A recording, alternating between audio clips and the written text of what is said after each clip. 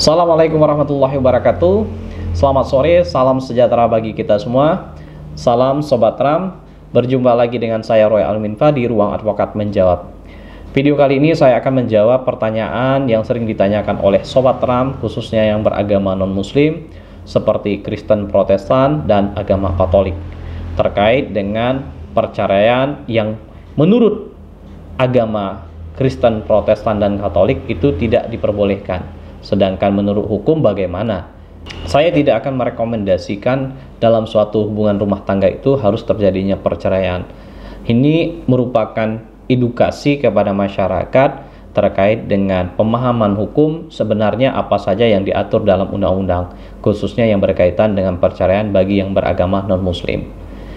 Sebelum lebih lanjut, jangan lupa untuk subscribe, like, dan share video ini agar kami dapat berkembang lebih baik lagi, memberikan edukasi kepada masyarakat terkait dengan segala informasi yang berkaitan dengan hukum.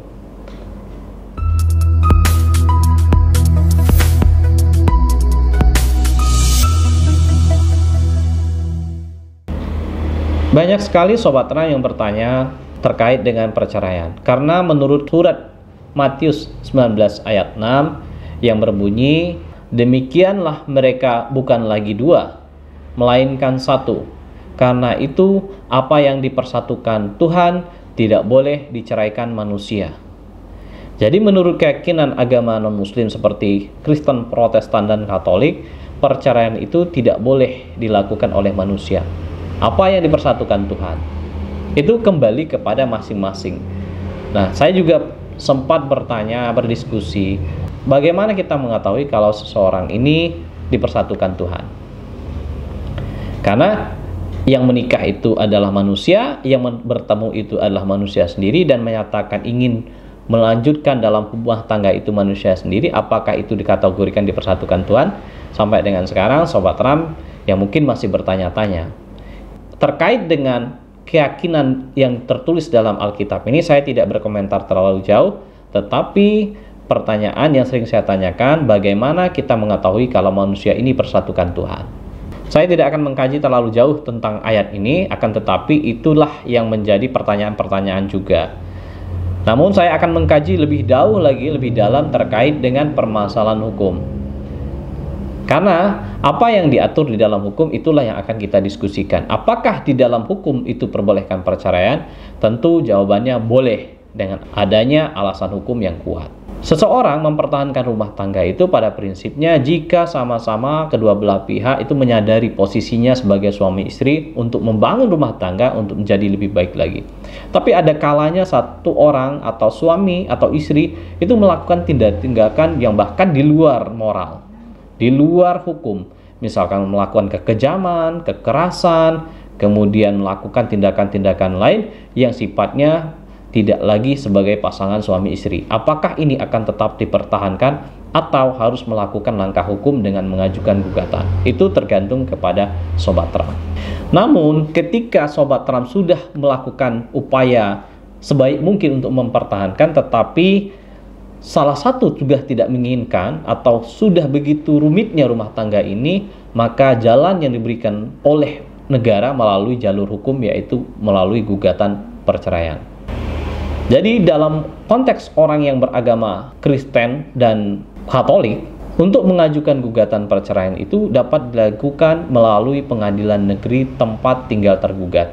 Ingat, untuk proses perceraian hanya dapat dilakukan melalui pengadilan, seperti yang diatur di dalam pasal 39 Undang-Undang Nomor 1 Tahun 1974. Untuk melakukan perceraian harus ada cukup alasan bahwa antara suami istri tidak dapat hidup rukun sebagai pasangan suami istri. Jadi ada perbedaan antara hukum agama dan hukum negara. Kalau hukum agama tadi mengatakan bahwa kalau dipersatukan Tuhan tidak boleh diceraikan oleh manusia. Sedangkan secara hukum, perceraian dapat dilakukan melalui proses persidangan di pengadilan negeri. Ketika pengadilan sudah berusaha mendamaikan kedua belah pihak tidak berhasil, maka proses ini bisa diajukan. Di dalam ayat tadi menjelaskan bahwa harus ada alasan. Jadi untuk alasan itu mengacu kepada peraturan perundang-undangan. Sebagai salah satu contoh, bahwa antara suami istri ini sering terjadi perselisihan dan pertengkaran dan sudah tidak ada harapan untuk hidup rukun lagi. Itu salah satu contohnya. Atau alasan lain, misalkan antara suami istri ini sudah meninggalkan satu dengan lain tanpa izin, tanpa pengetahuan, tanpa kabar selama 2 tahun berturut-turut. Jika alasan-alasan ini ada dan bisa dibuktikan di pengadilan, maka hakim tentu akan mengabulkan. Pertanyaan berikutnya yang sering ditanyakan adalah mengenai persyaratan untuk perceraian. Untuk persyaratan perceraian bagi orang yang beragama Kristen, Protestan, dan Katolik, yang pertama harus memiliki akta perkawinan asli yang dikeluarkan oleh Dinas Kependudukan dan Catatan Sipil. Yang kedua, setidak-tidaknya harus memiliki akte pemberkatan dari gereja. Walaupun tidak memiliki, setidaknya masih ingat nama gereja, alamat gerejanya. Yang ketiga, memiliki identitas asli. Bisa berupa kartu tanda penduduk atau surat izin mengemudi, dan atau bisa menggunakan paspor. Yang keempat, memiliki alamat lengkap tergugat. Kemudian yang kelima, harus memiliki saksi minimal 2 orang. Ingat, tidak boleh anak di bawah umur, dan saksi harus mengerti permasalahannya, bisa dari lingkungan keluarga, bisa juga dari lingkungan kerja, teman maupun tetangga. Yang penting mereka tahu permasalahan, perselisihan antara suami dan istri tersebut. Jadi itulah tentang perceraian bagi orang yang non-muslim ini, yang diatur dalam agama, yang diatur dalam hukum itu berbeda, namun secara hukum dapat diajukan gugatan perceraian khususnya bagi orang yang beragama Kristen, Protestan, dan Katolik. Demikian Sobat Ram, semoga video ini bermanfaat. Jangan lupa untuk subscribe, like, dan share video ini. Assalamualaikum warahmatullahi wabarakatuh. Salam Sobat Ram.